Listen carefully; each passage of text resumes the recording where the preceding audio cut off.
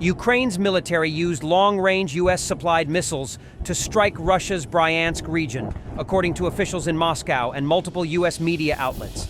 Senior American and Ukrainian officials confirmed that U.S.-manufactured Army Tactical Missile System, Atacms, were used in the overnight strike, as reported by the New York Times. Andriy Kovalenko, a member of Ukraine's National Security and Defense Council, said the attack struck storehouses with artillery ammunition, including North Korean ammunition for their systems.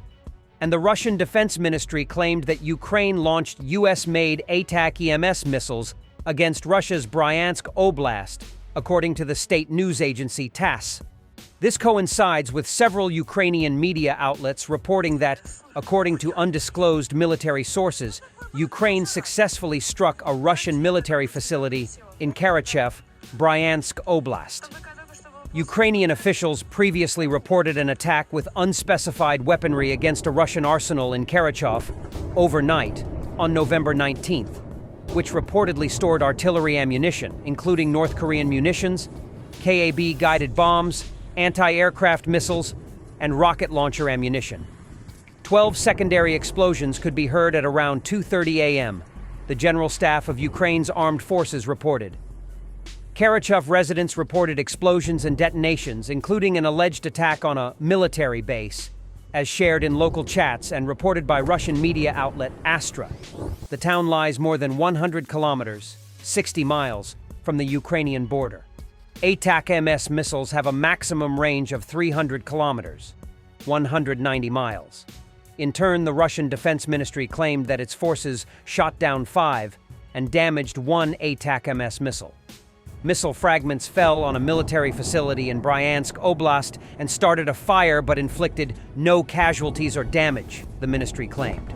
Kremlin spokesperson Dmitry Peskov warned that Russia's updated nuclear doctrine assumes the potential for a nuclear response in the event of a Ukrainian strike with Western-made non-nuclear missiles. Russian Foreign Minister Sergei Lavrov said Tuesday's attack signals that the U.S. wants escalation. The use of American Atacms initiates a new phase of the Western war against Russia, and Russia will react accordingly, Lavrov said, without specifying what that meant. In response to a question about the possible use of Atacms to strike Russia, Zelensky said that Ukraine has enough weapons to use. Вибачте, без зайвих деталей. У України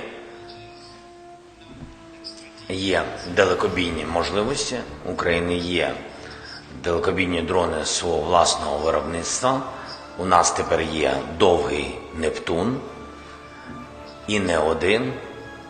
І тепер у нас є Atacms. І ми все це будемо використовувати.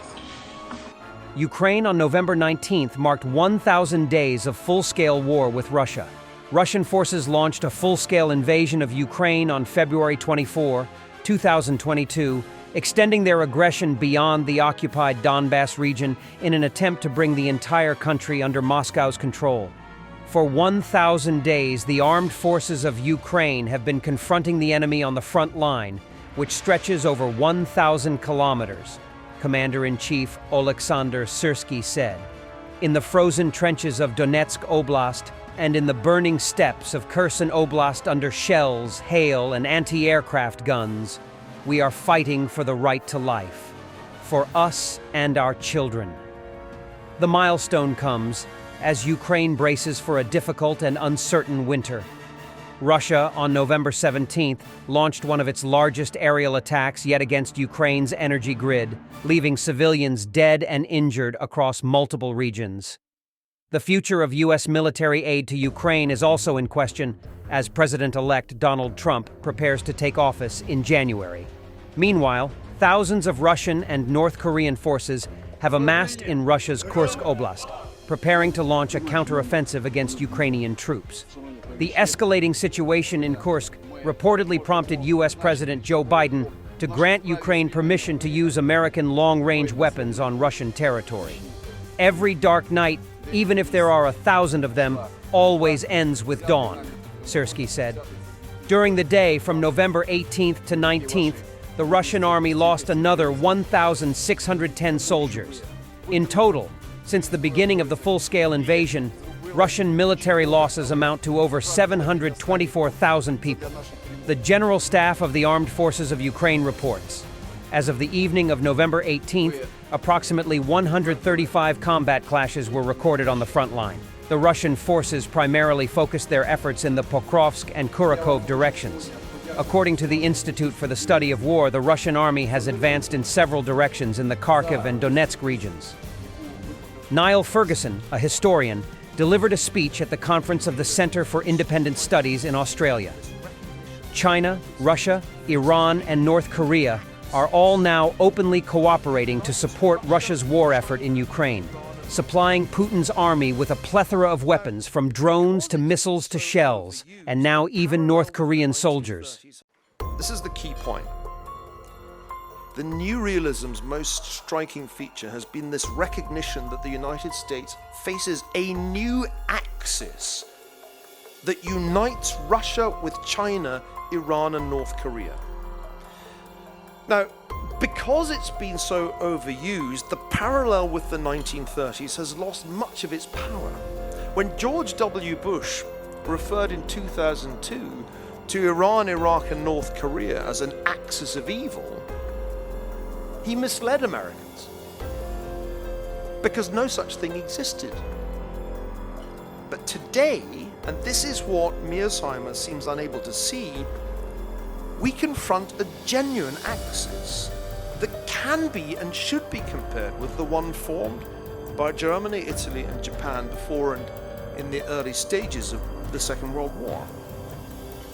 China, Russia, Iran, and North Korea are all now openly cooperating to support Russia's war effort in Ukraine, supplying Putin's orc army. I love the fact that the Ukrainians call them the orcs, just completely naturally, or the orcs,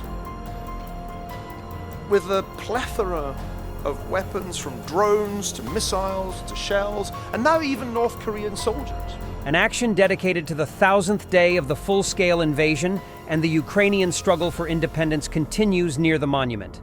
The military chaplain held a joint prayer in honor of those who died for the freedom of Ukraine.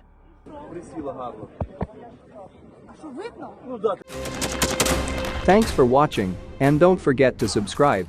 Also, if you want to support Warthog Defense, please become our member and get early access to new videos, exclusive members-only videos, and become administrator in comment section. The membership link is in the description. Rescues every day. We had a guy last week at 6 rescues in 6 days. You know, he's doing the job every day.